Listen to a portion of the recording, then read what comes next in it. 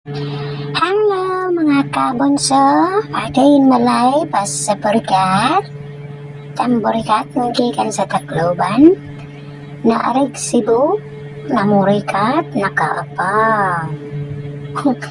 Welcome to my bahay. Kumusta po kayo mga kabunso? Ayan, tumawag si Uncle kay nagsumbong ning duha. Sumbong siya sa iyahang lakaw karong adlaw, ug sumbong sad ko sa nahitabo pod sa ako ang trabaho karong adlaw. So yan na pinapakita ni Uncle ang kanyang ginawa ngayong araw na ito. Ang liig mo, Uncle, meron pa bang liig?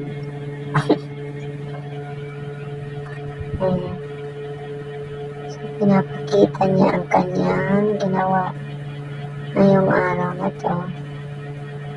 So, sa kanyang model, ayan. Ano talaga yan sa gawain, guys? Masipag. Ayan yung kanyang gawa ngayon. Pinapakita niya sa akin. Masaya siya kapag share siya sa kanyang mga gawa. O nagpapasikat lang sa akin. Charot. Saya na mga kabunso. Saya na mga kabunso. By the way, sa mga sa mga hindi pa nakakakilala sa akin, sabihin ko lang sa inyo na itong pinapakita ko hindi po sa nagpapasikat ako. I'm just being myself lang yun. So at least ni-reveal ko na kung anong meron ako. At hindi pa naman ako mayaman wala pa din pera, pero yan lang, proud lang ako kasi mabait siya sa akin. Yun naman talaga importante, guys, yung makakasundo kayo at saka mabait yung tao, no?